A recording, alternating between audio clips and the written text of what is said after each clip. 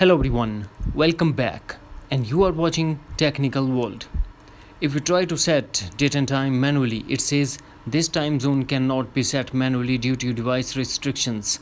Today in this video, I'm going to show you how to fix this issue. So without wasting any time, let's get started. The first thing that we have to do, we have to go to Settings, then tap General and tap Software Update and update your iPhone to a latest iOS version. If it's already updated, then go back to Settings and tap Privacy. Now tap Location Services and turn off the location services if it's turned on. Then go back to Settings again and tap Screen Time.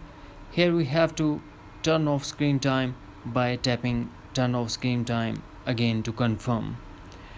After that, we have to force close all the apps that are running in the background and force restart your iPhone by quickly press and release volume up button, quickly press and release volume down button, and press side button until you get Apple logo, and also depend on your iPhone model to force restart.